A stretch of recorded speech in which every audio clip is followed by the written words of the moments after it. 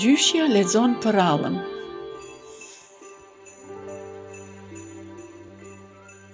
Fjollat e borës.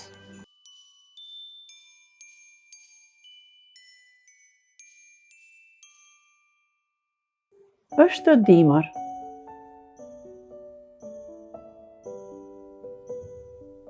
Obori i vesës është i mbushur plot me borë. Obori i saj dukej si një pikturë e bukur dimri.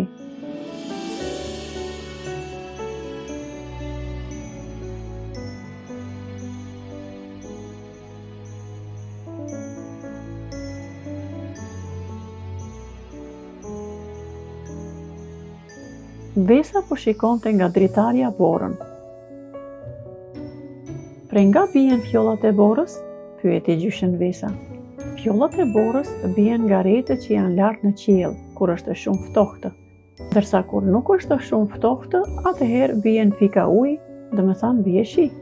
Ju përgjigj gjyshja. Por pse sot nuk ka fjolla gjyshe ndërsa dje kishte? Dje binin fjolla bore, ndërsa sot jo. Ku shkuan fjollat e borës gjyshe? Kan ikur, se kanë frikë nga dielli. U përgjigj gjyshja. Po pse gjyshe? Pyeti Vesa.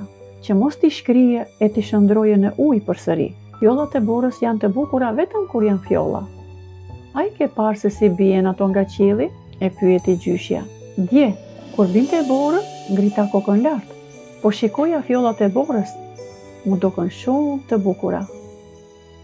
Secila ishte veshur me fustan të bardhë dhe duke vallëzuar zbrisnin në tokë. Ah, sikur të binte edhe sot borë. Gjyshe, vazhdoi Vesa kurreshtare, fjollat e borës na qenkan ujë?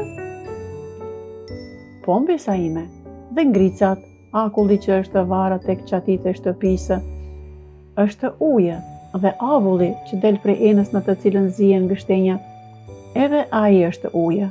Fjollat e borës, shiu, akulli, avulli, të gjitha qenkan ujë, tha Vesa gëzueshëm. Gjyshe, a dalim të luajmë në borë?